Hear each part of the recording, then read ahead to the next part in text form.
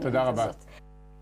בשיח הישראלי סביב ההליכה הפלסטינית לאו"ם שכחנו עובדה אחת קטנה. כמעט 20% מהישראלים הם ערבים, ואת עמדתם לא ממש שמענו. לא בנושא המדינה הפלסטינית ולא בשאלת יהדותה של מדינת ישראל. אז שלום למוחמד דראושה, מנכ"ל שותף יוזמת קרן אברהם. שלום גם. אז הנה אני שואלת אותך, עמדתך. עמדתי שיכול להיות שמגיע היום שהפער הזה בין אזרחותנו ללאומיות שלנו יבוא לקיצו, ואנחנו נוכל סוף סוף להגיד אפשר לחיות גם עם האזרחות הישראלית ולחיות טוב עם זה, וגם עם הלאומיות הפלסטינית ולחיות טוב עם זה. איך זה בדיוק יקרה אם העם שלך מסוכסך עם המדינה שלך? אז זהו, הקמת מדינה פלסטינית לדעתי תפתור את הבעיה. סוף סוף אולי יהיו גבולות ברורים. יהיה הגדרה וצמצום של התביעות הפלסטיניות לגבי קרקעות ועל גבולות המדינה הפלסטינית, וגם אולי יהיה באיזשהו יום גם ישראל תוכל להגדיר איפה גבולות מדינת ישראל.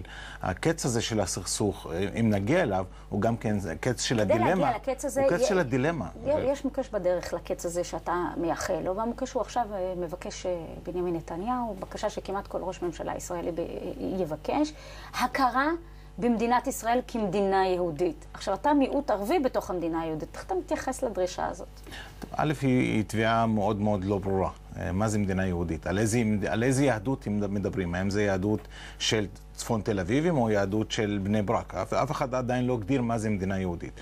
זה שתהיה מדינת לאום לעם היהודי ותהיה מדינת לאום לעם הפלסטיני, זה אני מוכן לחתום עליו, על זה אני מוכן לקבל. אבל בכל אחד מהמדינות האלו, כמובן שצריך לשמור על הזכויות האזרחיות הדמוקרטיות. אתה מוכן לחתום על מדינת לאום לעם היהודי? מדינת לאום, כן. מגיע לעם היהודי שתהיה לו מדינת לאום יהודית, מגיע לעם הפלסטיני שתהיה מדינת לאום פלסטינית, אבל כמובן שאין... ואיפה אתה כערבי ישראלי תחיה? אני אחיה כמיעוט לאומי בתוך מדינת ישראל, מיעוט שיזכה לזכויות קולקטיביות מצד אחד, זכויות לא תביעות לאומיות, אלא זכויות קולקטיביות שמשמרות את התרבות ומשמרות את הזהות הערבית ואת השפה הערבית, אבל גם כן נותנות מקום לזכויות פרטניות אזרחיות שוויוניות כמו כל שאר היהודים. אבל נדמה שלא רק הממשל בישראל הודף את המיעוט הערבי בישראל, אלא גם אבו מאזן. גם אבו מאזן לא ממש רוצה להידרש לסוגיה הזאת. אני חושב שזכותו.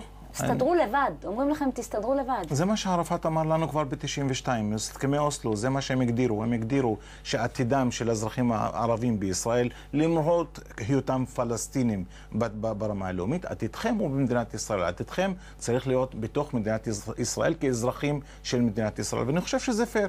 אנחנו לא רוצים לעקור ולעבור למדינה הפלסטינית, אנחנו לא רוצים להיות לא פליטים ולא מהגרים למדינה פלסטינית, אנחנו בבית, אנחנו במולדת שלנו. היום המולדת הזאת הפכה להיות מולדת של הלאום היהודי, גם כן נקראת מדינת ישראל. אנחנו חייבים ללמוד איך להסתדר, אבל זה גם כן חובתו של הרוב. הרוב היהודי צריך גם כן ליצור את המרחב ואת המקום שבו אנחנו יכולים למצוא את עצמנו כאזרחים עם זהות לאומית שהיא בעייתית אולי כלפי הרוב היהודי, כי אנחנו אף פעם לא יכולים להיות חלק מהקונטקסט הישראלי היהודי. אנחנו שונים בזהות הלאומית, ופה חל באמת חובת ההוכחה על הציבור היהודי, איך הוא יכול להכיל את זה.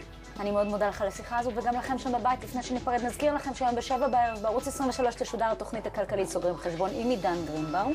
ביום ראשון יהיה כאן בן כספית. אנחנו נתראה ביום שני, אז להתראות. רק בינתיים שזה סוף שבוע נפלא. הלוואי. תן לי התייחסות. מלא. מה? סוף שבוע מלא. סוף שבוע מלא. שומעים אותנו עדיין על